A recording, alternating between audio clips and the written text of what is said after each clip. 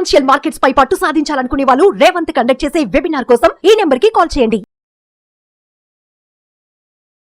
నమస్తే, welcome to Suman TV. నేను విష్ణు. ప్రస్తుత పాటు ప్రముఖ స్టాక్ మార్కెట్ అనలిస్ట్ రామచంద్రమూర్తి గారు ఉన్నారు. వారితో మాట్లాడదాం. సార్ నమస్తే. సార్ నమస్తే విష్ణు గారు. రామచంద్రమూర్తి గారు, ఇప్పుడున్న ప్రజెంట్ మార్కెట్ కండిషన్లో, ప్రజెంట్ మార్కెట్ సినారియోలో మిడ్ క్యాప్స్లో మంచి రిటర్న్స్ వస్తున్నాయి కాబట్టి మిడ్ క్యాప్స్లో ఇన్వెస్ట్ చేసుకోవచ్చు అంటారా, లేదంటే ఏ గోలా లేకుండా హ్యాపీగా లార్జ్ క్యాప్స్లో ఇన్వెస్ట్ చేసుకోవచ్చు అంటారా? చాలా మంచి క్వశ్చన్ అడిగారు సార్. ఎందుకంటే ఇది చాలామంది ఇన్వెస్టర్స్కి ఉన్న కన్ఫ్యూజన్ అది, ఏది బెటరు, ఏది అలా చూసుకోవాలి అంటే. మిడ్ క్యాప్ కంపెనీస్ అసలు గ్రోత్ ఎలా ఉంటుందంటే, ఫస్ట్ ఎప్పుడైనా కానీ మార్కెట్ని పైకి తీసుకెళ్లేది large cap companies. So large cap కంపెనీస్లో మనం ఇన్వెస్ట్ చేసుకుంటే, మనం పెద్ద రీసెర్చ్ చేసినా చేయకపోయినా అవి గ్రోత్ ఇస్తాయి. అంటే యావరేజ్గా కార్పొరేట్ ఎర్నింగ్స్ ఇవాళ ఇండియన్ మార్కెట్లో ఇండియన్ కార్పొరేట్ ఎర్నింగ్స్ వచ్చి 15% నుంచి 19%, 20% ఉన్నాయి. కాబట్టి మీరు లార్జ్ క్యాప్ కంపెనీస్లో ఇన్వెస్ట్ చేసి ఎక్కడ ఏ రేట్లో తీసుకున్నా కానీ యావరేజ్గా 15% పర్ యానం రిటర్న్స్ వస్తాయి. కానీ మిడ్ క్యాప్లో ఇన్వెస్ట్ చేసేయాలంటే మీరు కంపల్సరీగా ఆ కంపెనీ గురించి చాలా డీటెయిల్గా లోతైన అవగాహన రావాలి. అది మామూలుగా మార్కెట్ పెరుగుతుంది కాబట్టి దాన్ని ఇన్వెస్ట్ చేసేస్తాను అని బ్లైండ్గా వెళ్ళకూడదు. కంపల్సరీ మనం P&L స్టేట్మెంట్, బ్యాలెన్స్ షీటు ఇవి 1-2 సార్లు చెక్ చేసుకోవాలన్నమాట. క్యాష్ ఫ్లో ఎలా ఉంది, డెట్స్ ఎలా ఉంది. ఎందుకంటే ఎవ్రీ క్వార్టర్స్ రిజల్ట్స్ వచ్చినప్పుడు వాటి ఒరిజినాలిటీ బయటపడిపోద్ది.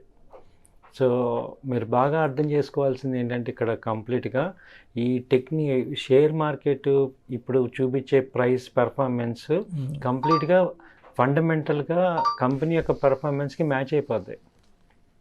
సపోజ్ ఇప్పుడు కంపెనీ వచ్చి ఇవాళ వచ్చి ఒక 1000 రూపాయల రేట్ ఉన్న 1000 రూపాయలకి ఒక వారం రోజులు వెళ్ళిపోయినా, రిజల్ట్స్ వచ్చాక సేల్స్ బాగాలేకపోతే ఆ 1000 రూపాయలు మళ్ళీ ఇమీడియట్ కిందకి వచ్చేస్తాయి.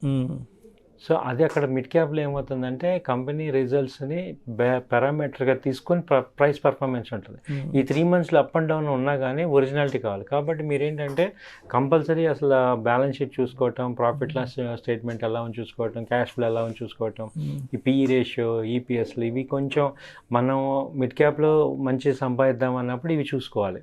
వీటి మీద ఒక అవగాహన ఉండాలి. అట్ ద సేమ్ టైం ఆ కంపెనీ ప్రొడక్ట్ మీద ఒక క్లారిటీ ఉండాలి. అంటే ఏ కంపెనీ ఎక్కడుంది, ఆ పొజిషనింగ్ ఎక్కడుంది. లార్జ్ క్యాప్లో సపోజ్ పెయింట్ ఇండస్ట్రీ ఉంది, ఏషియన్ పెయింట్కి బెర్జర్ కంపెనీకి డిఫరెన్స్ ఉంటుంది, నెర్లాకి డిఫరెన్స్ ఉంది. సో ఇది పొజిషనింగ్ ఎక్కడుంది, వీటి యొక్క ప్లేసెస్ ఎలా ఉన్నాయి, ఇండస్ట్రీ ఆపర్చునిటీస్ ఎలా ఉన్నాయి, ఇవన్నీ ఒక ఆలోచించుకొని మన యొక్క ఫండ్లో ఒక 30-40% పెట్టుకోండి. మిగతా 60% లార్జ్ క్యాప్లో ఇన్వెస్ట్ చేయడం అనేది ఐడియల్ పోర్ట్ఫోలియో అనమాట. అంటే మీరు పోర్ట్ఫోలియో మేనేజర్స్ తీసుకున్నా, వాళ్ళ దగ్గర 100 crores ఉన్నా వాళ్ళు 60% లార్జ్ క్యాప్లోనే పెట్టుకుంటారు. ఎందుకంటే 15% గ్రోత్ అనేది ఫ్రీ కన్సిడరేషన్ అనమాట. ఎట్లా ఉన్నా కానీ ఒక 15% గ్రోత్ గ్యారంటీగా వస్తుంది. సో ఇప్పుడు మిడ్ క్యాప్లో 40% ఇన్వెస్ట్ చేయడం ద్వారా ఏంటంటే రిస్క్ని తగ్గించుకొని అవి అవుట్ పెర్ఫార్మెన్స్ కంపెనీస్ ఒక్కోసారి 20-25% వెళ్తాయి, మళ్ళీ అది ఒక 1-2 years పెర్ఫామ్ చేయలేవు. సో అలా ఉంటుంది అనమాట మిడ్ క్యాప్లో. అలాగే మార్కెట్ క్రాష్ కనుక వచ్చినప్పుడు ఫస్ట్ దారుణంగా దెబ్బతినేది మిడ్ క్యాప్ కంపెనీసే. సో ఇప్పుడు మనం ఆల్రెడీ చూసాం, మొన్న 1000 పాయింట్ల కరెక్షన్ వస్తే ఇంకా మిడ్ క్యాప్ ఇంకా పర్ఫార్మెన్స్ అవ్వలేదు. సో ఇంకా అలా ఉంది. సో కాబట్టి మిడ్ క్యాప్లో చేసేటప్పుడు కొంచెం చాలా కేర్ఫుల్గా ఉండాలి. అలాగే ప్రాఫిట్స్ కూడా అలా హోల్డ్ చేసేద్దాము అనేటట్టు ఉండకూడదు. రొటేషన్లు చేసుకోవటం ద్వారా మంచి పర్ఫార్మెన్స్, మంచి ఇన్కమ్ జనరేట్ చేయొచ్చండి. సో ఐడియల్గా ఏంటంటే ఒక 40% మనం ఇన్వెస్ట్ చేయాలి. ప్లస్ ఎవ్రీ 10%, 15% రిటర్న్ రాగానే ఎగ్జిట్ అవ్వండి, షిఫ్ట్ అవుతుండండి. సో అది ఐడియల్గా బెస్ట్ స్ట్రాటజీ మిడ్ క్యాప్లో. సో అయితే రామచంద్రమూర్తి గారు, లాస్ట్ 2-3 months నుంచి మార్కెట్లో వస్తున్న బుల్లిష్ ర్యాలీ ఏదైతే ఉందో, ఈ బుల్లిష్ ర్యాలీలో ఈ చిన్న పెన్నీ స్టాక్స్లో కూడా మంచి మూమెంట్ వచ్చేసి అవి కూడా బాగా గ్రోత్ స్టాక్స్ వచ్చేసినవి కూడా. సో అటువంటి వాటిని ఈ టైంలో ఎలా కన్సిడర్ చేయాలి అంటారు? అసలు పెన్నీ స్టాక్స్లో కూడా మంచి గ్రోత్ వచ్చిందండి. ఎందుకంటే ఒక ఇండస్ట్రీస్ మామూలుగా ఫ్లో అవుతున్నప్పుడు ఇవి కూడా గ్లో అవుతున్నాయి.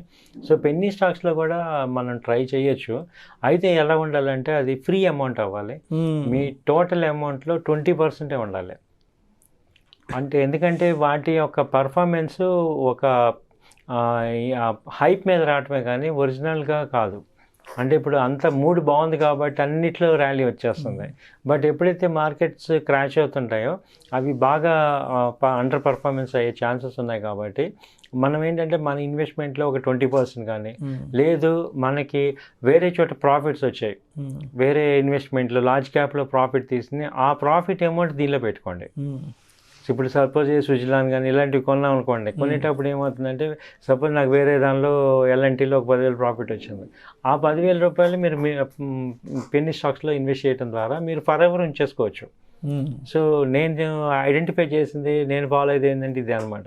అంటే లార్జ్ క్యాప్ కంపెనీస్లో సమ్ షార్ట్ టర్మ్ ఇన్వెస్ట్మెంట్ చేసి ఆ వచ్చిన ప్రాఫిట్ని పెన్నీ స్టాక్స్ ఒక 20 రూపాయలు 25 రూపీస్ ఉన్న కంపెనీస్లో ఇన్వెస్ట్ చేసామనుకోండి, అవి గ్రో అయినా డీగ్రో అయినా మనకి పెద్ద టెన్షన్ ఉండదు. అలాగే ఒక 1000 షేర్లు కొనాలంటే ఒక 20,000 ఒక 50,000 ఉంటే సరిపోతుంది వాటికి. సో ఆ పెన్నీ స్టాక్ స్ట్రాటజీ ఏంటంటే నాది డైరెక్ట్గా మన ఫండ్ పెట్టకూడదు, ప్రాఫిట్స్ వచ్చిన ఫండ్ అని పెట్టడం ద్వారా మనకి టెన్షన్ లేకుండా ఉంటుంది. రేపు పొద్దున్న తగ్గినా కానీ మనకి ఇబ్బంది లేకుండా.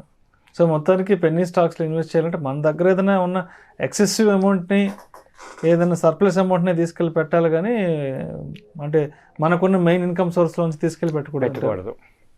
సో అలా చేయటం వల్ల ఏమవుతుందంటే మనకి టెన్షన్ ఉండదు. ఇంకా ఫ్రీ అమౌంట్ పెట్టడం వల్ల టెన్షన్ ఉండదు. ఎందుకంటే ఇంకోటి ఏంటంటే ఒకప్పుడు పెన్నీ స్టాక్స్ ఇవాళ లార్జ్ క్యాప్ అయినాయి, అలాగే ఇవి కూడా అయ్యే ఛాన్సెస్ ఉన్నాయి. అంటే ఒక లాంగ్ టర్మ్లో కూడా హోల్డ్ చేసే పరిస్థితి కూడా తెచ్చుకోవచ్చు, మంచి ఇన్కమ్స్ కూడా దీనిలో వచ్చే ఛాన్స్ ఉన్నాయి. కాబట్టి ఒక 10-15 పెన్నీ స్టాక్స్ మనం ప్లాన్ చేసుకుంటే ఒకటి హిట్ అయినా మనకి హ్యూజ్ అమౌంట్ అవుతుంది. కాబట్టి దానిలో స్ట్రాటజీ ఏంటంటే ఆ 15 కంపెనీలో కూడా మన అమౌంట్ పెట్టకూడదు, మన ట్రేడ్ చేసిన అమౌంట్ కానీ షార్ట్ టర్మ్లో వచ్చిన ప్రాఫిట్ అమౌంట్ కానీ పెట్టడం అయితే మంచి బెనిఫిట్. అంటే నేను పెన్నీ స్టాక్స్ని రికమెండ్ చేస్తున్నా, నేను క్లియర్గా ఉన్నా. అయితే నా అమౌంట్ పెట్టను నేను. ఇప్పుడు మన నెక్స్ట్ బ్యాంక్ ఉంది సార్, 10 రూపీస్ నుంచి 20 రూపీస్ వచ్చింది. ఇప్పుడు నా దగ్గర 10,000 20,000 ఉన్నా అనుకోండి, అది ఫ్రీ అమౌంట్. అంటే ఎల్ఎన్టీలోనా కానీ రిలయన్స్లో కానీ, ఇప్పుడు ఏఐసిసిలో కానీ వాటిలో ఇన్వెస్ట్ చేసి ఆ ప్రాఫిట్ వస్తుంది కదా, ఆ ప్రాఫిట్ని రీఇన్వెస్ట్ చేయమంట. ప్రాఫిట్ని, అంతేగాని మనకున్న మెయిన్ ఇన్కమ్ సోర్స్లో నుంచి పెట్టకూడదు, ఆ అమౌంట్ టచ్ చేయకుండా ప్రాఫిట్ టచ్ చేయండి, ప్రాఫిట్లో నుంచి మంచి రిటర్న్స్ వస్తాయి. సేమ్ యాజ్ ఐపీఓస్లో కూడా.